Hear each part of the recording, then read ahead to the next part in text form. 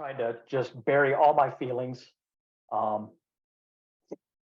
I woke up the next morning and I just started again because I didn't know what to do. And what I was trying to do is I was trying to cover my own ass. That's what I was trying to do. How do I get out of this? And how do I not get in trouble? And oh my God, what's going to happen? I was worried about me at that point. I wasn't worried about the guy that I just left laying there on the road to die.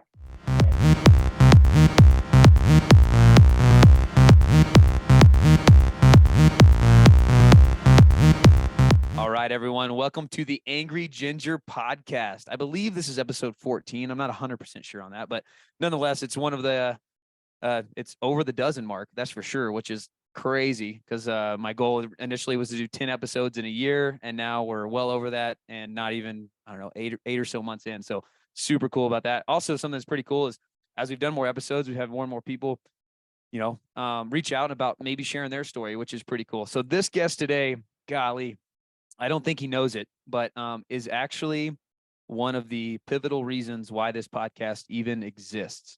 So this individual from Coda Ironview, where I got to meet him. Here, it must have been like July or August. Must have been July of 2022. He moved away and he came back to the gym to visit. And we're sitting there talking and just catching up. And very fortunate to know this guy a little bit and get to know him over the years at Coda Ironview. And we're just kind of catching up on his move and some of the things going on in his life. And I had thought about this, had this crazy idea of how, man, there's some people at our gym that have incredible stories that people can learn from. I was like, man, we should find a way to capitalize on that as an entity at Coda. That, man, everybody has some cool stories, good, bad, and different. Like, we have some astronauts, we have, we have all walks of life, I guess is what I'm getting at. And so this is before I really knew that I wanted to do this podcast on mental health, but I was, kind of brainstorming, and this person comes to the gym and it's like he was like reading my mind, and he was telling me some of the things he was going through and some of the personal gains and progress that he'd made, spiritually, mentally, physically, in his personal life. And I'm just like, oh my gosh. And this guy's sitting here telling me his story, and he's inspiring me to like want to do more with my life and progress and stuff like that. And I was like, man, if this guy's in a 10-minute conversation is going to inspire me, man, what if we did this across all of Coda and got people's stories out there? And so now fast forward, not even quite a year later, here he is on the podcast. So I'm super excited to welcome Greg Hauptmann to the podcast.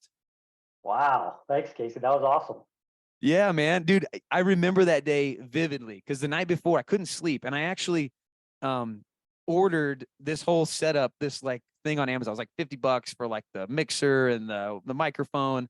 Cause I was just like, dude, I want to do this. Like and you were one that came to mind, like your story, what I knew of it. And I didn't know all the details. And I was just like, I want to know more. And then the next day you come into the gym and you're telling me what you're going through and some of the stuff you're working on. And I'm just like, dude, this is exactly what I want to capture, selfishly for me, but then also I think the broader community of Coda and even beyond, of just hearing people's stories. So thanks for coming on, man. I'm really excited to have this conversation and chat with you, man. I'm excited to be on. I'm glad that you started it. I've listened to every episode, and I can tell you I've taken something from every one of them. Numerous people, Fred, Frank, people that I hung out with and worked out with every day. And I never knew Meatball, but I knew Jim.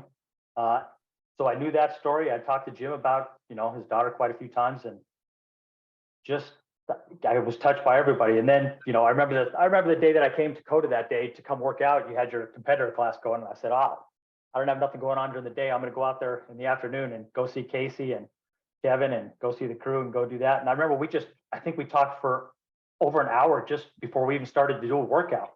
It was like, man, we got to get out of the way, or we got to start doing something here because we're getting in the way.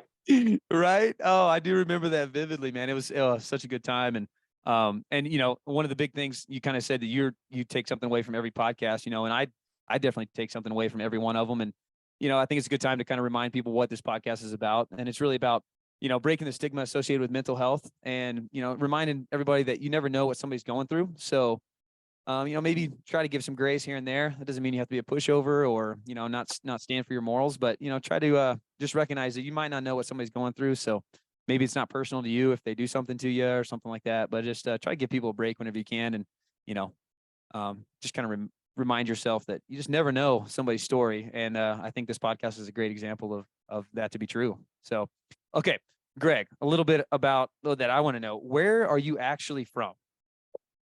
So I was originally born in Blue Island, Illinois, little city outside of Chicago, and I lived there for a month. And then after that, we moved to Colorado. So we first moved to Lakewood, and then we moved over to Arvada. My dad's been in the same house for like I don't know, 47 years or something now. He's been in that house, so he's still there. Um, both my dad played football at CU. My mom was a cheerleader at CU. They met there, got pregnant. My dad said, "Oh, I got a job out here in Chicago." So they moved out there. They got out there. They were there for a month or whatever, and I was born. They said, "No, we're going back to Colorado. Not hanging out here anymore." So packed it up and moved back. Dude, I didn't And know then, that. yeah, yep. So I mean, I guess I like to call myself a native of there, but really, I mean, I wasn't born there, but I lived all but 1 month there. Yeah, you're a native. For that time. Yeah, at that time, yeah, not so much anymore. A couple different states now, but Yeah, definitely back then. I can't wait to hear more about that. Where you're at currently. So you're basically born and raised in Colorado. You said in Arvada? Yep, in Arvada. Yep, grew up in Arvada. Went to Pomona High School. Um, did all the typical stuff. And go ahead.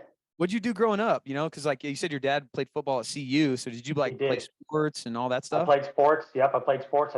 Growing up, I played football and baseball.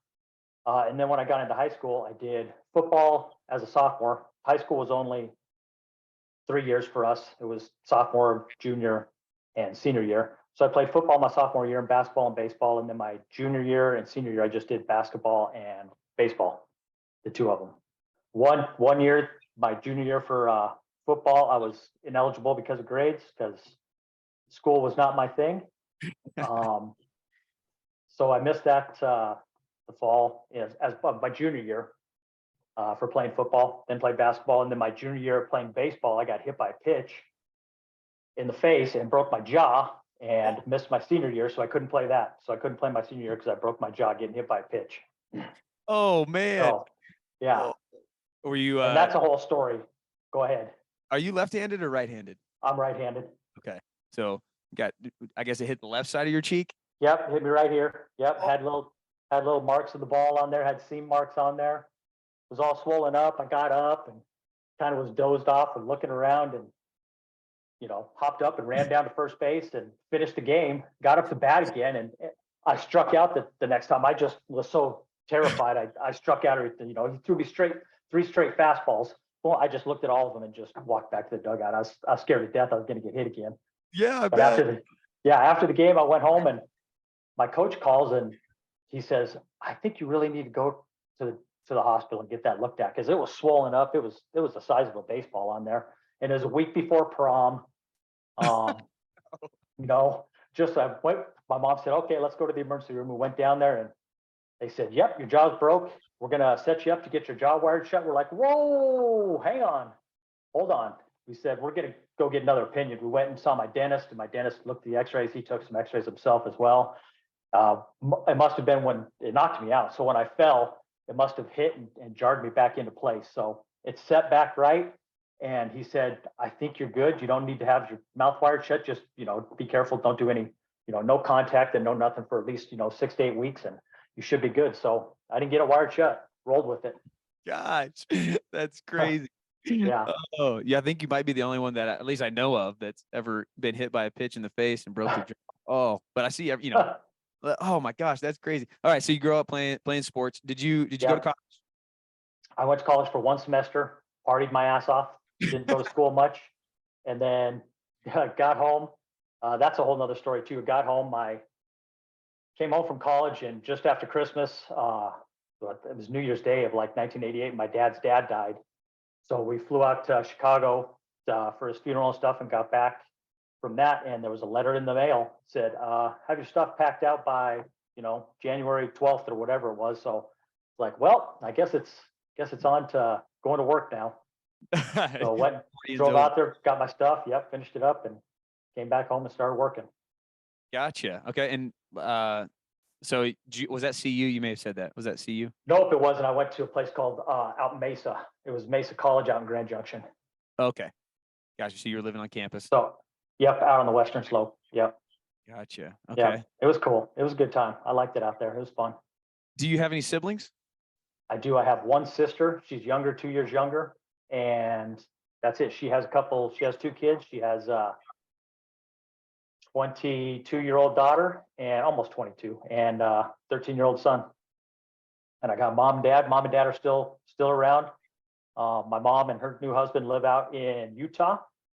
They're golfers. They live on a golf course out in St. George, Utah. They travel the world. Right now, they're in New Zealand for 19 days. That's cool.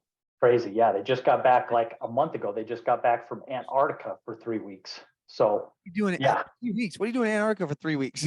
yeah, they were on a cruise. Yeah, so they were on a boat, just going around and checking out icebergs, I guess, or something. But I mean, I yeah, guess I should knock it. Good for right. traveling the world and seeing it. They had a great time. Yeah, they had a blast. They love cruises. They do cruises all the time.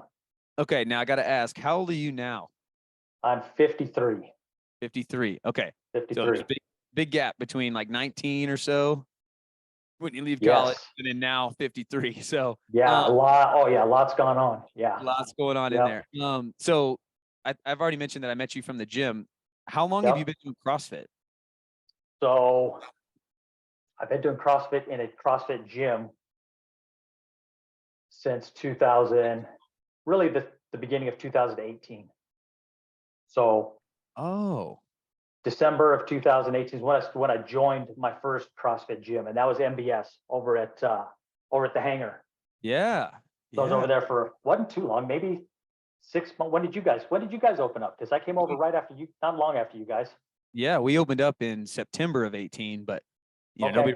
nobody really knew about us until there was a competitor camp we did that I think Yep. Casey came to, Yep. and Casey. Yep. that's yeah, and then that's whenever a few guys kind of came over from Yep. MBS. That's when That we all was migrated over. 6 or 7 months into 2019, probably Yep. like Yeah. So I was probably there a year, gotcha. and then Dakota, and then Louisville, Kentucky, and then now Dallas, Texas. You CrossFit everywhere. I do, and there's no community better than Coda for sure. That's the Oh, best community I've been in. The that's too nice. community is the best. The community's by far the best. Golly, that means a lot. That means about as much as you can, compliment a CrossFit gym is talking about Uh, their community. it was the best thing. It was the best thing. It's what I miss the most about being out there and being at the gym is the community and the people. Wow. Too nice, Greg. Too nice. Okay. So you get out, you flunk out of college and you decide, all right, Yep. I gotta go work. So tell me where life takes you from there. So I started working right after that. My dad had worked for Coors, and I said, "Well, I not in school anymore." I said, "Can you give me a job at Coors?" He said, "Yep, got me a job out of Coors as a temporary." So I worked out there as a temp, trying to get on full time. Couldn't get on full time. There just was no jobs available at that time. People just didn't leave back then.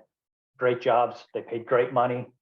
Was hard to get on. So I had a temporary job, and after that, I left and went to a place called Storage Technology, which is kind of like an IBM. They do storage devices for huge cities, basically.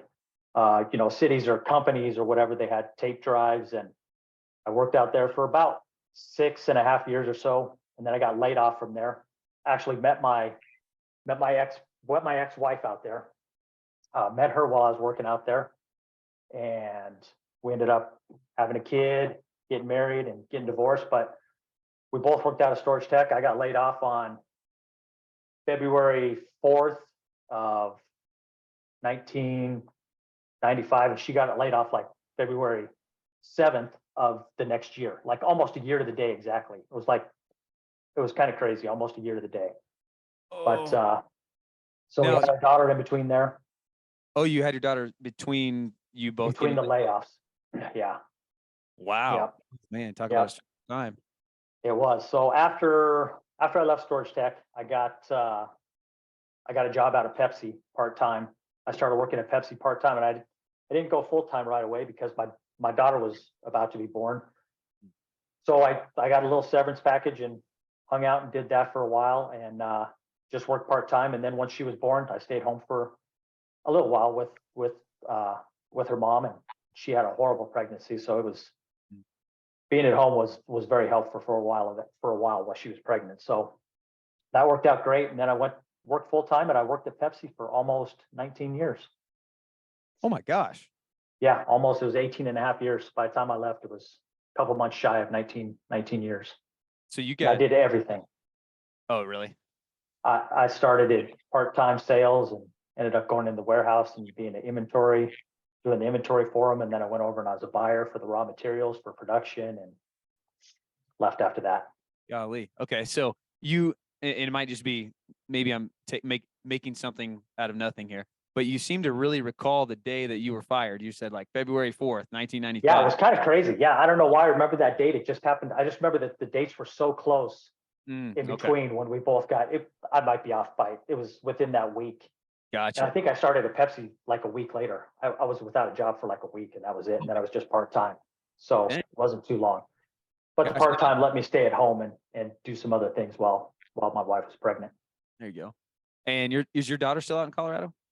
She is. She's still out there. She's over in Thornton. Now you have Yep, some she is. kids? She does what? Did she have any kids? Are you a grandpa? She does not. Nope, Okay. not from her. Nope. Gotcha. Nope. No, nope. She doesn't have any kids yet. Okay. Now these Maybe days, someday. yeah, there you go. So you said that you've moved to Kentucky recently and then to Texas. So Texas. I mean, why'd you leave us at Coda? So we'll get into my story a little later, but after, some time, my current wife was living in Kentucky and packed her stuff up and moved from Kentucky to Colorado. And we started hanging out in Colorado. And she was away from her grandkids at that time, and she couldn't stand being away from them. So she packed back up, went back out to Kentucky, and then COVID hit.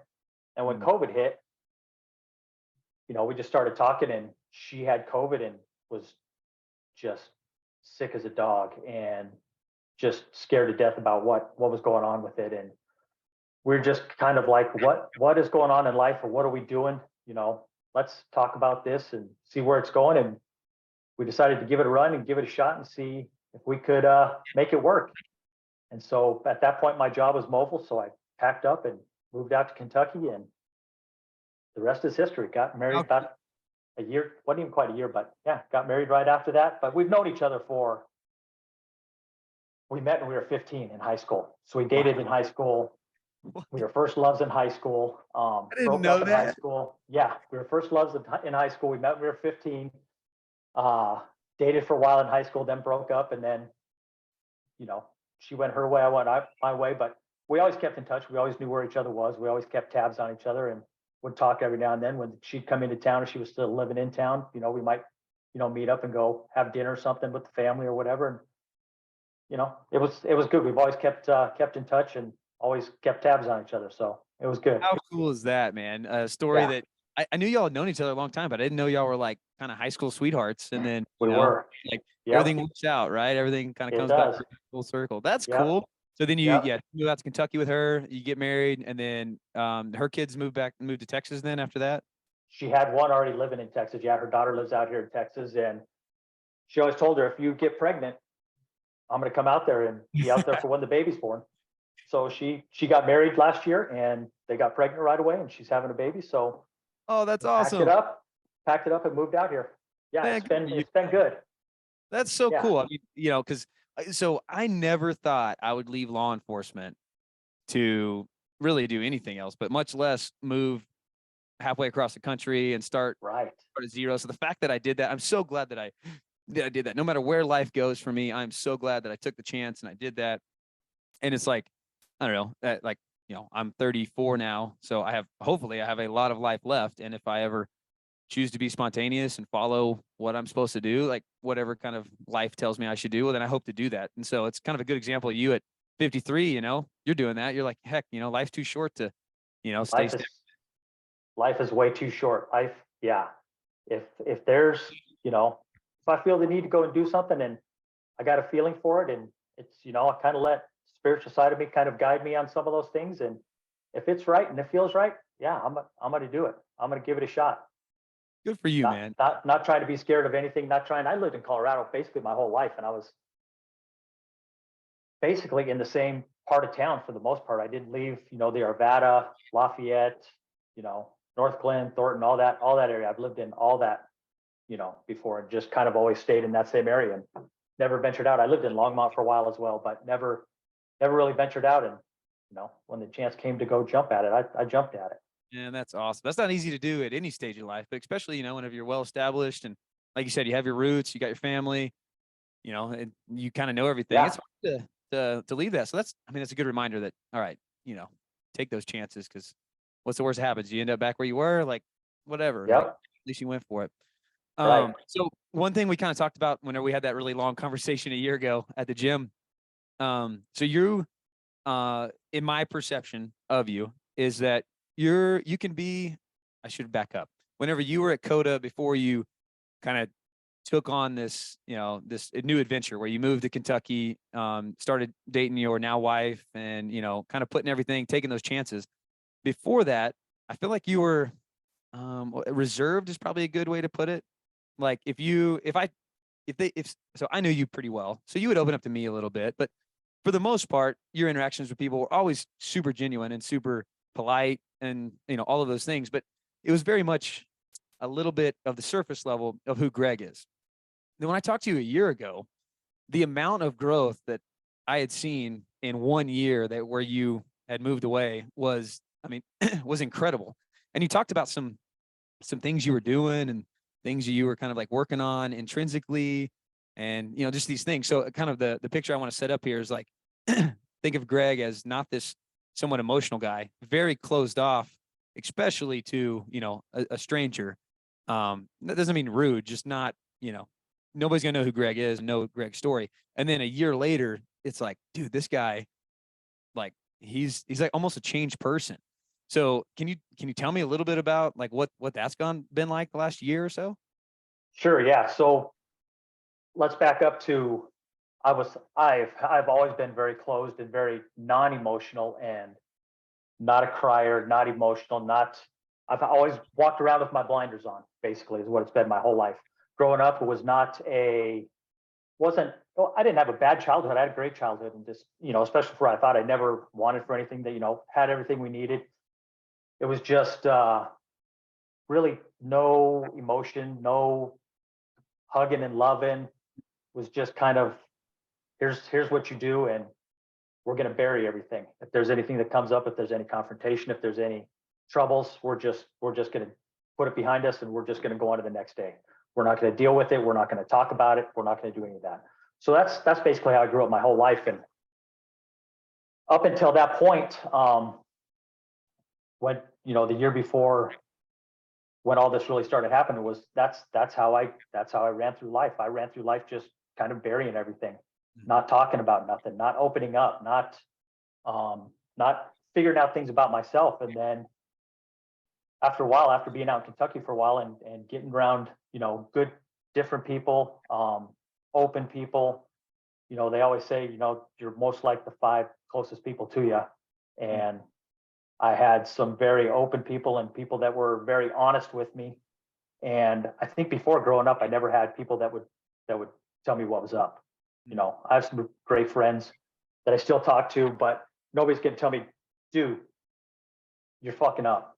What are you doing? Why are you doing this? What the hell's going on in your life? I didn't have anybody do that. And then once I started getting people around there doing it, I started looking at myself, and I'm like, man, I've got so much work to do on myself, and I need to do work on seeing everything around me, opening up to, things that are going on with me physically or mentally or emotionally. For sure, the emotional part was huge. I basically had 2 emotions, okay, and I would cry spontaneously at different times, and it just wasn't healthy. And I didn't cry very much. And if I did cry, it was for, I don't know, that it was just a weird timing. And, not even in a movie, I could just block it out, and I could just not have it. I started understanding things about myself, and trying to open up more, and trying to figure out things. One of the things that I worked on was, I have horrible handwriting, and I could never figure out why. And one day my wife was talking to me. She's like, just write something really slow. And I just couldn't do it. I started shaking, and there's just something wrong with like my little motor skills when I was doing that. And come to find out, we started researching it. I've got some stuff called dyspraxia, and it has things to do with my writing. I can write better with my left hand. I'm way more legible with my left hand, because that's how bad my right hand is. I write like a 5-year-old is what it is. If you saw me write, it's horrible. But I started writing with my left. It started helping me. It started slowing me up. It also has something to do with I struggle with reading. I can read, and I can read, I can read you a book and tell you and read it word for word, the whole thing, but I don't comprehend it very well. It takes me a long time to comprehend.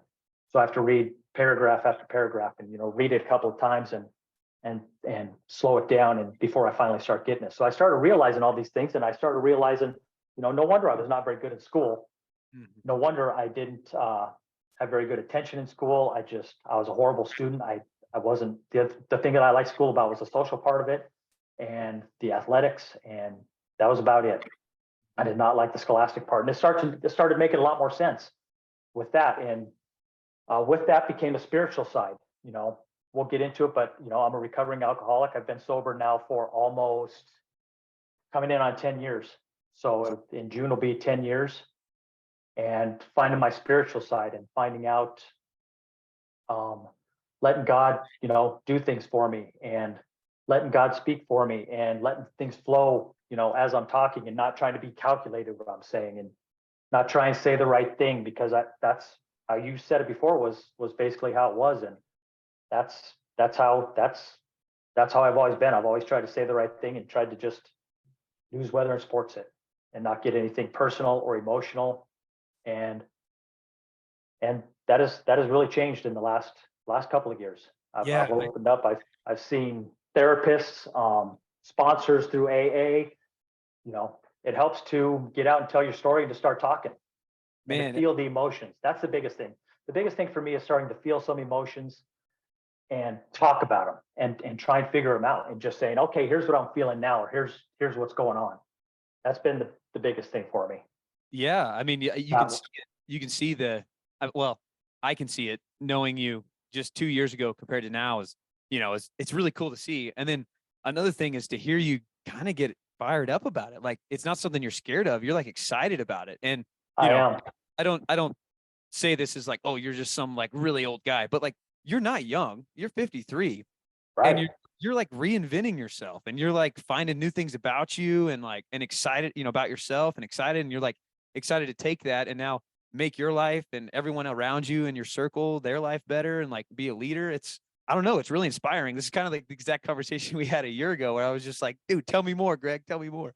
It's literally, that's how it's been. So now my life is totally different now than what it was. And I'm growing, and I feel myself growing, and I'm doing, I'm just living more life, and I'm feeling more life. I think feeling more of it is the best way to describe what I'm doing now. Feeling more of it. I am paying attention to more things about me mentally, physically. I'm not just blowing things off. I'm not just going to the gym. I'm trying to be, cognitive of what's going on around me, people around me. I'm trying to put myself in other people's shoes. I was extremely selfish. I'm still fairly selfish. As an alcoholic, that's a lot of who we are, selfishness, and, doing things for ourselves. As I said, I've been in recovery for almost 10 years, and leading up to that, we were talking about growing up, and I had a daughter. She is almost 28. She'll be 28 next month. Actually, this month, in a couple of weeks, actually, the 26th of this month. Keep on forgetting it's April. April, right? Yeah. So yeah, she's going to be 20. She'll be 28 this month on the 26th. And, growing up, her mom and I got divorced when she was young, 3 years old. We were separated and divorced, and we were both doing the single parenting thing. And she got to be about 12 or 13 years old. And I've always had a drinking problem where if I go out and I start drinking, I don't have an off. I don't have a shut off. I just go. If I have 2 beers, I'm having 20. And she got to be a little bit older. She got to be 12, 13, and was, in my mind at that point, old enough to stay home by herself, which we all know is not the case. That shouldn't be, how it is. And I would be off at the bars and hitting it up and going out all the time and leaving her home by herself to, be there. And I got to the point where I was drinking I was out of control. My drinking was out of control, and I didn't care about anything but getting my drink on. And by the time she was 17, 18, she wasn't really hanging out with me much anymore. We had, not a very good relationship because I was never around. I was just, my most important thing to me was getting drunk and not being a father. And, doing that um, has caused problems. Even today, we're still dealing with things and working through issues from back in those days and trying to learn how to communicate better, now in life. And um, back when I was hitting it heavy, I was going and uh, I had a good routine. I would go, on Saturday morning, I would go and hit the bar, hit one bar, we'd go to another bar, hit that, and we started about 11 o'clock in the morning, and usually by about 10 or 11 at night, we'd start heading home. And on a typical Saturday, I was heading home from the bar, taking the back roads, thinking I was slick, thinking I was, doing a good thing, and driving down this one back road with no lights out, no street lights, just cruising down. And I ended up hitting a guy riding his bicycle home from work and ended up taking his life. Um, I didn't stop at the scene. I left him there to die. Um,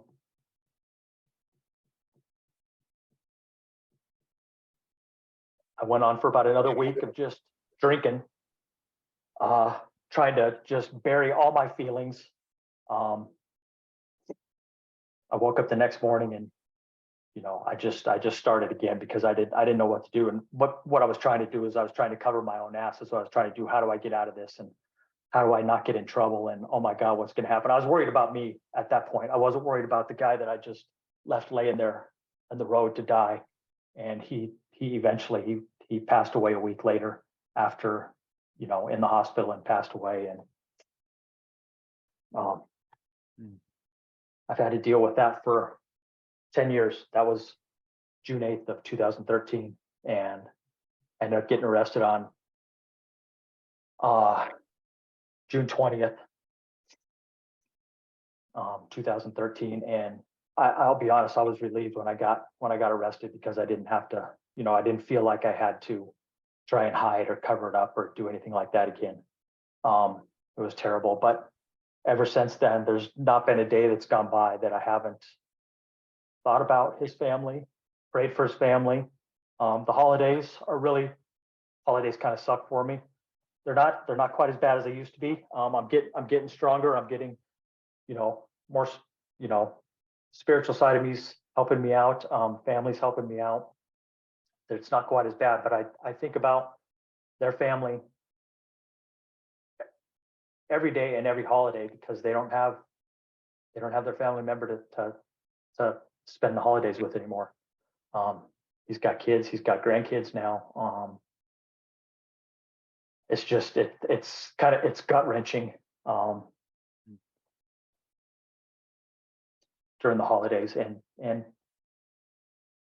during the holidays is rough, and every day I think about him. But the reason why I come on and do this, or I go to AA and I speak, is because people need to hear the story. They're not all good, tragic things happen. I have lost friends because of it, which obviously, people are disgusted with me, and I don't blame them. I was a drunk that went out and did a horrible thing, and it's not even an accident. I call it an accident, and I shouldn't call it an accident because it's really not. Anybody who gets behind the wheel of a car after they've been drinking, they know what they're doing, and it's not an accident. It is an intentional. It's an intentional. It's an intentional deed that you're doing. Something that can be prevented, especially with all the Ubers and Lyfts and everything that's available. That it should never happen. It shouldn't happen, and it does way too often. Yeah, Lee, man. Yeah, I've heard parts of that story. I've never heard you tell it in such detail and with such emotion. So it's kind of, right now hearing it, it's like, man, I can't imagine how that affects you on a daily. You mentioned that you're coming up on 10 years of sobriety, and you're also coming up on 10 years since since the accident. So I guess those two Right. are very much correlated with one They're another. pretty close. Well, they're not exactly. You would think that, that as soon as that accident happened, you would think right after that I would be done drinking, but I wasn't. I drank for another 8 days after that. I drank for 8 more days, just trying to bury all my feelings and drink, not so much drink myself to death, but just try and bury all the problems and not have to think about it. And that's what I was trying to do at that point. Mask, So kind of a mask for what was going on. I was trying to mask everything. Yep. And speaking of masking, that's, you know, I do that very well in life. I've done that my whole life. I love people watching. I'm a masker. I watch what people do. I mimic it. I follow what they do. I'm a masker, and I've done that my whole life. Hmm. And the alcohol doesn't help it. The alcohol, made me a little bit more friendly and more outgoing, and made me think I was cooler or whatever it was, but I obviously wasn't. So And we talk about how you kind of have, you said growing up, really emotions weren't really a thing, and you described yourself as basically having either, cool, calm, collected, or like you might cry every now and then, and you probably have like a fight or flight, emotion as well. But basically like three kind of emotions. Like, all right, get shit yeah, done, because whether good, bad, and different, the cool, calm, collected Greg, and then the very small part of you who was emotional here and there. But basically you're cool, calm, collected, or you're kind of fight or flight type deal. And that was kind of the probably two main emotions you had. And did you have that before the accident as well? not much. Nope. I Gotcha. was not. I did not. What I had was the fight or flight. You know, Gotcha. I've always been the barrier. I've always been the runner. It's a character defect of mine. I am a runner. If there's something that's controversial or coming at me, I'm running from it. I'm not the confrontational type. Take I'm not going to take any problems and take them on head on and try and figure out exactly what's going on. I'm going to see if I can bypass it and do that. And the new Greg is not the new Greg still has some of that in him, but the new Greg does not do that on the regular. He tries to figure out what's going on a lot more and tries to understand what he's feeling and why he's feeling that, and what's causing those feelings. And sometimes it takes me days before I understand, like, why was I crying, or why was that, it just takes me, some time to figure out where the emotion comes from and what it stems from. Well, even just now, Sometimes it's immediate. I know, like most people will just listen to this and they might not see it on YouTube or something like that. But whenever I see you tell your story, you can tell there's a moment there where almost consciously you make the decision to kind of lean into the emotions that whenever you tell a story. Like, okay, this is the point where used to I would shut down and say, yeah, and that's it, kind of. But instead, you like take a moment to kind of like, yep, realize that you're feeling those emotions, and then kind of lean into it and continue down that path. And that's obviously some self growth that you express. But now that you say it, and I can actually recognize it, and like watching you tell your story is, I don't know, that's obviously some self growth there, and the opposite of fight or flight. That is, actually embracing those emotions, like you said. So whenever you get arrested, I mean, I got to ask, like, what goes on from there? So you get So arrested. yeah, I got arrested. Yeah, so I got arrested. I got charged with vehicular homicide, leaving the scene of an accident resulting in death, and DUI. I got bailed out, which honestly sucked. I had to go back to work. I had to go face everybody. For me, that was just, at that point, it was terrible. I literally would have just rather sat in jail, because I didn't know anybody in jail. Nobody knew what was going on. Nobody knew who I was. It was easy sitting in county jail. County jail sucks, but it was just easier sitting in there than knowing what was on the outside, having to, you know, see my daughter and talk to my daughter, see my parents, see my family members, see my people at work, see all the people that, I love and love me, and, you know, talk, have to face that sucked, having to face it. That's not what I did at that time. Mm. I didn't try to do that. I tried to run from everything. Mm. So after I got bailed out, I ended up court went quick for me. I pled guilty. I just got an attorney to help me get through just try and get me a plea deal. I didn't want to fight anything. I didn't want to put, anybody's family, their family, my family through anything. I just wanted to get through it, get my punishment, go on. I knew as it came down after I pled guilty, I had 60 days or whatever until my sentencing. Came up to a couple days before the sentencing, and the prosecution told my attorney, hey, we're gonna ask for 10 years. The range was 4 to 12. We're gonna ask for 10. I got in there, the judge ended up giving me 10 and a half, gave me more than what the prosecutor was asking for. I think part of that was because my speech that I gave to the courts, I don't think was very acceptable. I think it was more of me concerned about myself and covering my own ass and, worrying more about me and not having, as much remorse for my victim as I should have had. I was a horrible person at that point. And if anybody saw it, the judge saw it, and she sees that all the time, and she put me in my place, and she gave me what I needed. I probably honestly, I battle with this every now and then too, for what I've done. I probably should still be in there. I took somebody's life. I will never take it lightly. I will always be grateful for what I have. But there's a part of me that thinks I should still be in there and should have to suffer for the rest of my life in there, because that's what it is suffering in there. It's not pleasant. It's not fun.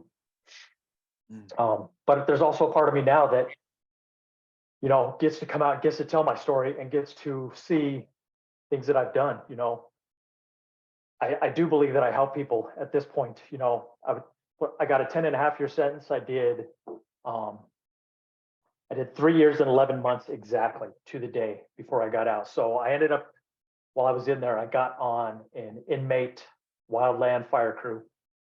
And for every day that you worked and left the facility, you got a day off your sentence. So I ended up working 263 days on the fire crew, out in the community, taking care of people's mitigation, taking care of their properties out on wildland fires, trying to save people's homes, trying to save towns, trying to do all that.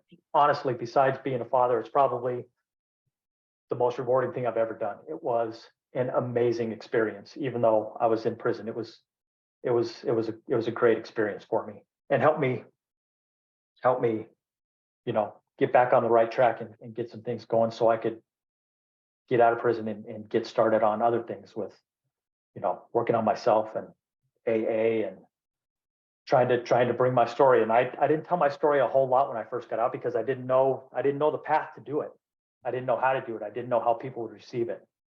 And it's really been that way. It was that way for a couple, 2-3 years. And then the last 2 or 3 years with the growth that you've been talking about is when it's really started happening. And I've been telling my story a lot more, and I can tell that I make a difference with people, and I can tell that people respond to it well. Some people don't. Some people, I've had people that I've spoken and told my story, and as soon as I tell them what happened, I've had people, not look at me or not talk to me or not want to say anything, because a lot of people have been affected by drinking and driving, and I don't blame them. That's a tough thing for them to do, and it's a tough thing to forgive for, and I don't expect anybody to forgive me for it, but I just want to try and make a difference in somebody's life and try and change them and try and help people is the biggest thing in addiction, any type of addiction. Golly, well, I'm still trying to wrap my brain around, going through that, and how quickly, I guess on one hand, how quickly everything changes, but at the same time, it sounds like you've been kind of going down at least a negative path for quite a while. And so to say like, oh, everything's, changed right away, like, yeah, there's a new reality in your life and everything like that, but it almost put everything in perspective. It wasn't like everything changed right away. It was more of like a perspective got lit underneath you. Like, oh crap, I'm in this terrible spiral.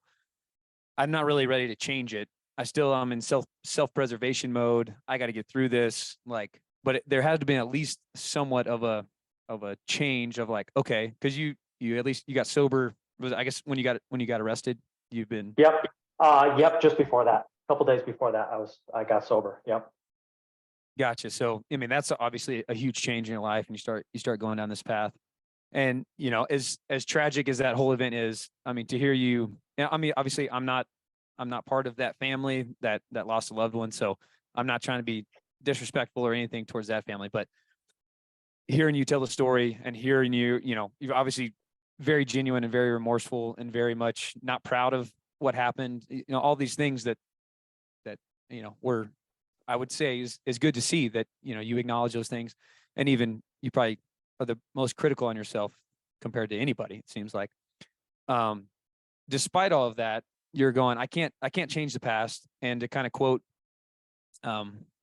Frid, she says, these things have happened to me, but I am not what happened to me. And you're kind of almost going, like, hey, these are the things I've done. These are the things that I've caused, and that is a part of that is a part of me, but that is not who I am today. And I'm trying to do my best with what life I have. You're very thankful for what you have. You're very, you're trying to do better. And, one of our core values at Coda is progression. And you are, trying to live that out to the best of your abilities. And despite all of that, that you've gone through, you're in a place now where you're trying to somehow take this tragedy and make it into somewhat of a positive for other people to gain perspective from, and realize that everybody goes through stuff, and that doesn't take away the tragedy at all, and doesn't fix anything. But if we can prevent one more from happening or something like that, you're finding fulfillment in that. And that's despite everything, or taking everything else out of consideration. That right there is something that you got to give you credit and look up to and respect, and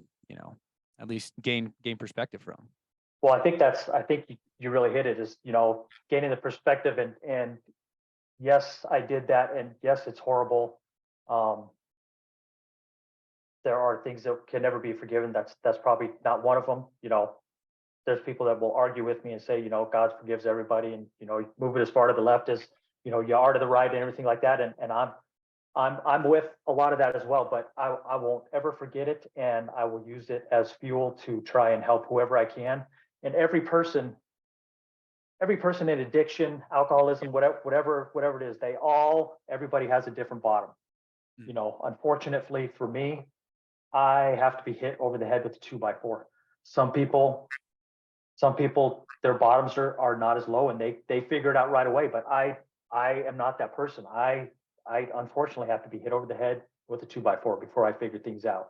And I think a lot of that's because of the people that you have around you. And when you don't have, a ton of people around you that are going to call you out on your shit, because that's literally, that's what I need more than anything. That's, when I got people calling me on my shit, and they're not letting me play a game, or not letting me be selfish, or, when they're not doing that, that's the best thing. That's the best thing for me anyway.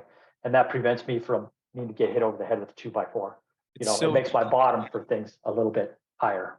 So interesting that you bring that up, because you mentioned, I mean, before we even got into this part of the story, that you're the avoider. You don't want conflict of any kind, whether it's for self growth, like whenever you're doing, stuff you shouldn't be doing. I don't want to be called out. I don't even want to like deal with somebody else's drama. If somebody comes to me telling me that, they're going through something petty, like I don't want to, deal with it. And now you're saying, like, the best thing for me is for you to call me out of my shit. Like, bring that to my, don't let me avoid it. And, just recognition there. That's probably something that I know I can definitely take away as like I need to be called out, right, wrong, or indifferent. Even if somebody calls me out and turns out that their perspective is just totally off, it's like, well, it's going to at the very least make me think about myself from that perspective. And then I can determine if they're right or wrong, I guess. But there's probably some truth no matter what somebody says about you. There's probably some truth there, at least from their perspective. So they're not just from their perspective. And I do,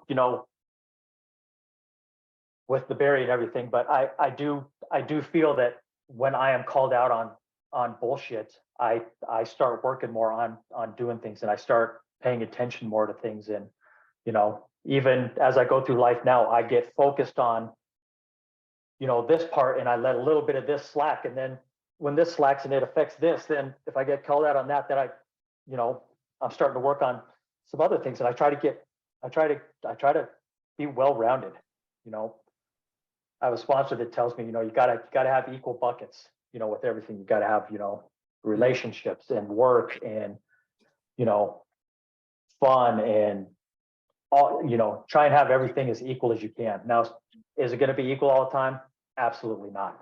But, you need to try and balance them out as best as you can and try and have those equal buckets. And, there's all kinds of sayings in AA, and, I read all kinds of sayings, and I like seeing motivational stuff. And, you know, people are always learning because life is always teaching. So as long as you're always learning something, life is going to be teaching you something, and you got to take the lessons that life is teaching you. Mm. And I've had a few lessons, Yeah. and I'm trying to learn from them and do that. So I'm Man. always trying to learn. I didn't ever want to learn before. I didn't want to. I didn't want to look at myself and say, "Oh, you're doing this," or "Oh, this is wrong." I just didn't want to do that with myself. And when you have the right people around you and things are going well, and you can talk about tough things better, things that are not as easy, then it helps in life. It helps you learn. It helps you mature. There's a lot of times where I was acting like a child. I was 40 years old and acting like, as a teenager. So, I mean, going through all of that, so starting kind of way back, you get into drinking. I guess I haven't asked you, was there any catalyst that kind of like started you down the path of drinking, or you just liked it? I did. So I started drinking the first time when I was in ninth grade. Got drunk for the first time. The first time I got drunk, me and three of my buddies went over to one of the three buddies. He was house sitting for some friends. And so we all said, "Oh, I'm staying at this guy's house. He's staying at my house." We all said we're staying at somebody else's house. We went and stayed at this other house. We all snuck liquor out of the house. We went and we got drunk. And the people whose house it was, who was the guy that was house sitting for him, they came home at night early, and we were all over there getting drunk. So I don't know how it worked, but everybody else got in trouble with their family and their parents, and somehow mine didn't even find out. I just ended up going over to my buddy's house, and we just hung out, and I didn't get in any trouble. And I was like, wow, this is all right. I'm out drinking and getting drunk, and I didn't even get in trouble. All these people got in trouble, and I just kind of skated on it. So, and I had all kinds of signs, before, for drinking, and how drinking, I should have, like we said, getting hit over the head with a 2x4. Like in high school, when I got hit by the pitch in the jaw the night before, I was out partying. I was drunk off my ass the night before. Was not playing at my best the next day because I was hungover. I felt like shit, but because I was jacked up the night before. I break my jaw the next day. In Colorado, back when I was in high school, they used to have 3-2 beer. There was an 18 beer law, so you could buy beer that didn't have as much alcohol as like what it does if you're 21. So they called it 3-2 beer or whatever. So I could go, and you could go at 18 and you could drink. Well, when I was 17, they decided, the state of Colorado decided, well, we're going to get rid of that law, and it's going to have to be 21 from now on. So it came to be, I don't know, January, whatever, of my senior year in high school. And my dad worked for Coors, and he came home one night and he said, "Gregor," he said, "you're never going to believe this." He goes, "The drinking law that they're changing," he goes, "you're never going to believe what the cutoff date is." And I said, "What's the cutoff date?" He said, "Cutoff date is January 29th, 1969 or before. So you had to be born January 29th, 1969 or before, so you could be grandfathered in. So you could still drink the 3-2 stuff until you're 21. Well, I was born on July 30th, 1969. So I missed the drinking law by one day. I was so upset at that point. And, now as I come back and look at it, I'm like, that was literally a sign back when I was 17 years old, telling me, "Dude, we are trying to get you to not drink at that time." My God. That's how I started back then. So but I didn't pay any attention to those songs. Those signs. I was like, I'll just go get me a fake ID. So I had me a couple of fake IDs. I had one to get into the, to the 18 bar and to the 21 bar. Yeah. That's just what I did. I missed it by a day, but I wasn't listening to the sign back then. Now, as I look back, I'm like, oh my gosh.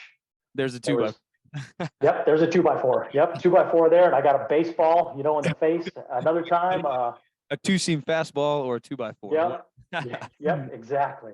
Yep, Um, and then the so drinking you just continued. gotcha. So you just kind of fell into it. I mean, I am the anomaly. I get that. I was Mr. Goody Two Shoes. I never drank in high school. I didn't drink till I turned 21 and never smoke or like do anything like that. But your story is super common with almost every high school kid, Right, ninth, 10th, right. 11th grade, start, going to parties, like hanging out with your buddies, like Yep, super common. So I guess everybody listening is like, hey, it can literally happen to anyone. You said that, hey, like, 100%. I didn't want for anything. Like I had a great upbringing, great childhood, like all the things they check the box of like very normal, upbringing in Colorado or middle America type deal. Yep, So that kind of continues on. Then you said you have your daughter eventually. It just kind of spirals, continues to go. And then it did. then you get out, like now you're at this spot between all of that. Okay, so you obviously you even identify yourself as an alcoholic to this day. So you obviously have addiction. Is there Yep. any other mental health things you've gone through? Have you ever like gone through depression or gone through any other mental health? Yeah, I think depression is part of it. Not to a point where I've never had a thought of taking my own life or anything like that. But I've definitely been depressed. When you're sitting in prison, you don't have any family around you, you don't have anybody around you, you're scared to death, you don't know what's going on.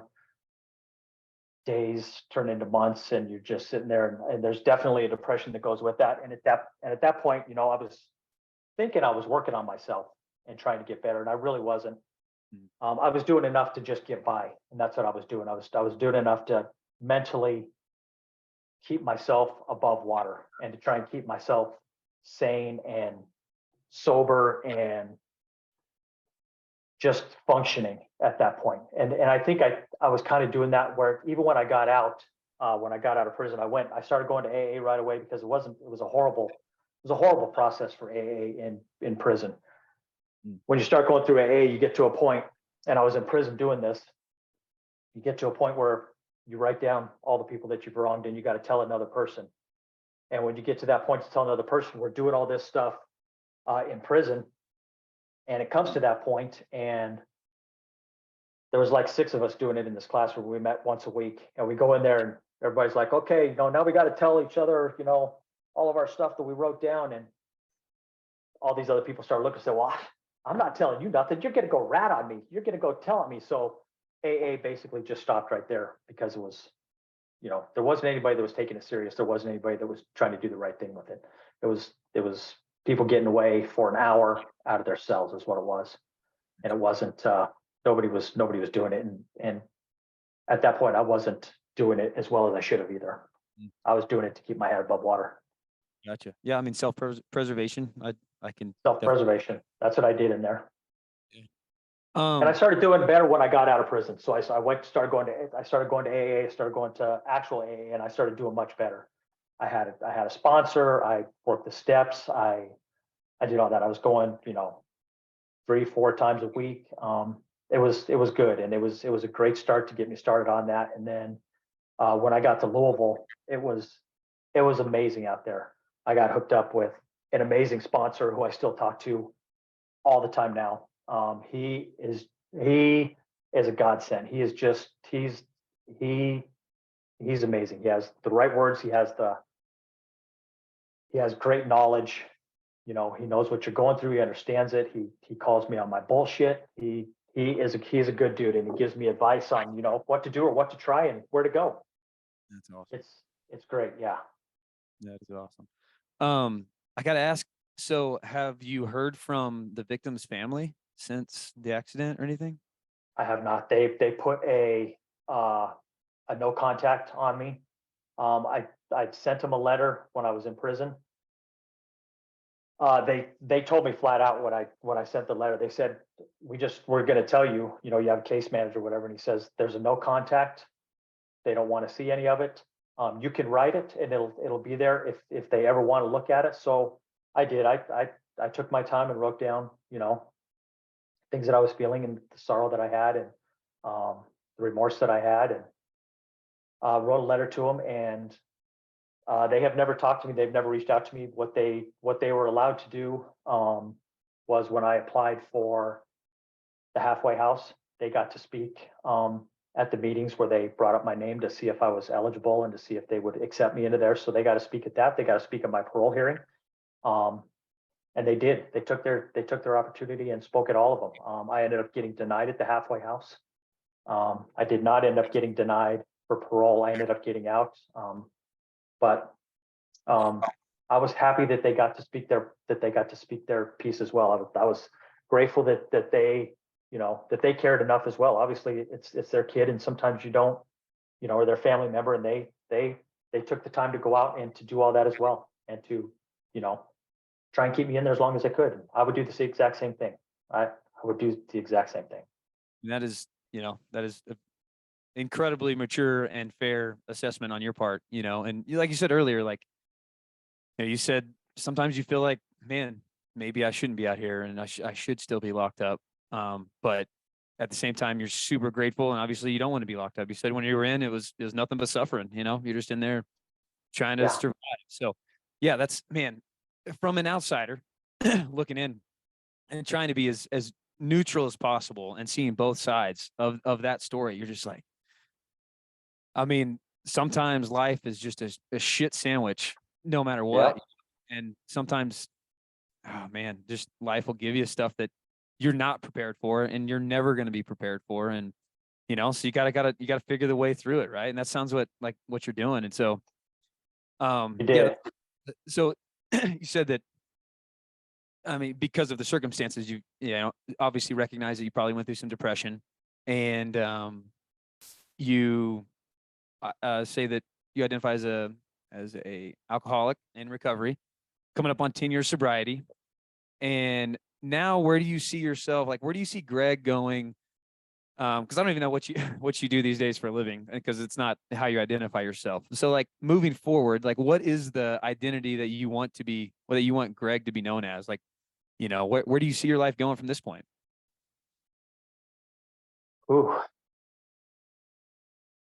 The main goal for myself is to continue to grow, and to have help doing that, and to, we were talking before we started this, and, talking about people and what we've gotten out of it. And, when Fred said, you don't climb Mount Everest without a Sherpa, because you need somebody to help carry the load, somebody to help guide you up that. And my life is exactly like that. I have people in my life and around me now that are helping guide me. AA, they always say, if telling your story and telling somebody your issues, you're cutting it in half right there. And when you cut it in half, somebody else knows it takes a little bit off you. You just want to continue to grow. I want to continue to learn about myself and my emotions, and continue to get help. I'm getting ready to go get it. I just moved out to Texas. I have a new job. I'm not doing the appraisals anymore. I'm back to doing a buyer. I'm working for a company called Hauptmann Lockers, and it's been great so far. So I'm back doing something. I'm in an office. I'm around, people all the time. It's great. But that's my goal, is to continue to get help and to continue to grow and to continue to be a better person, and to tell my story and to help anybody. I hope that there's at least one person that comes on here, and if they don't get anything else out of any of this, somebody that might say, oh, I can drive home tonight. Man, just spend the $30 and take the lift, or take the $50 or whatever it is, because you get back in the morning or whatever. Just do it, because I promise you, if something happens and you end up taking somebody's life, I wouldn't wish that on my worst enemy. It's not something that anybody should have to deal with or would want to deal with. Just do the next right thing and Golly. Yeah, no, get a ride home. That's amazing advice, and also just direct advice. When you talk about calling somebody on their bullshit, that's that's directly to the point. Like, you're not beating around the bush about doing the right thing, or think before you do. It's like, no, freaking just don't do it. And so that's, It's not worth it. It's and really then, not. You say that you want to continue to grow and become a better person and learn more about yourself. And, whenever you say those things, I kind of said it earlier, it's really cool to hear in your voice the eagerness to, seek out that progression as an individual and, learn more about yourself and stuff like that, with the hopes of, hopefully making an impact on somebody else in some way, shape, or form, whether they're going through something that maybe you can relate to, like maybe drinking, or family struggles or whatever, or maybe that you actually can't relate on a personal level, but your story resonates with, kind of like always trying to get better, or no matter your age, like trying to find ways to progress yourself. Don't get stuck in the rut, Sure. take chances, all those things. It's like, it fires me up talking about it, man. I'm excited to grow. As you know, it's kind of crazy that I am 53 and I'm literally just starting to figure out how good life can be. I mean, I used to think that life was good, and life is literally, it's getting better every day. It's getting better all the time. I have a wonderful family, wonderful support, everything. I couldn't be happier. Things are great. Man, that Things are is good, and they're going forward. somehow that might be the biggest takeaway out of all of this episode for me, as a, selfishly for me, is that despite everything you've gone through, all the struggles, all the hardships and stuff like that, you've always said that life has been great. And now you just said, like, life just keeps getting better. And it's because of you taking, it's not by happenstance. It's not like just out of chance that you're in this spot. You've worked on yourself. You've worked on your tribe who's around you and who you lean on, and it's created a better version of yourself. And you recognize that. And now you're like, well, shit, instead of avoiding stuff, I'm going to take it on. I'm going to take it head on. I'm going to surround myself with people who are spiritual, and who are those that are going to challenge me and call me out. And I'm going to do these things, and I'm going to seek out that challenge of becoming a better person. And that's so inspiring. It makes me want to continue and try to, become better and do all those things and find more joy in life as a result. I mean, that's like the ultimate goal, right? Right. I used to think, God, why did this happen to me? And, this and that. And it happened to me. There's a reason why it happened to me. My spirituality, my higher power. There's a reason why it happened to me. And, I will have a message, and my message will reach whoever it's supposed to reach. And, that's what keeps me going, is I just know that there's a reason why it happened to me, as unfortunate as it is. Um, I wish that it couldn't have, I wish it would never happen to anybody on the face of the earth. And if it could happen to me, and I'll take it all on, and I'll, there's a reason why it happened to me, so I can, send a message or help somebody else out. That's the goal, and to help So myself. you already kind of gave out, I think, your like main advice is basically like, no matter where you're at in life, never drink and drive. Like, I got that message. That's part of it. I got you. You But want to know what my message is? that's what I was about to ask you. So what is Uh-huh. your big takeaway? So before we kind of wrap it up here, what is Greg's number one kind of takeaway for anybody listening here at the end of the episode?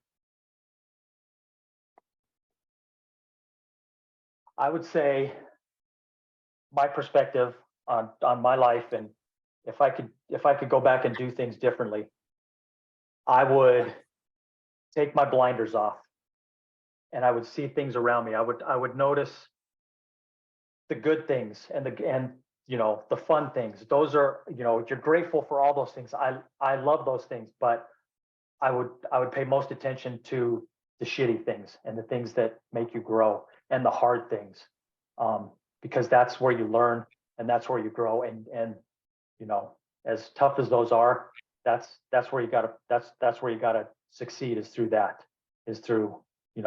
crappy stuff. And the other thing that I would do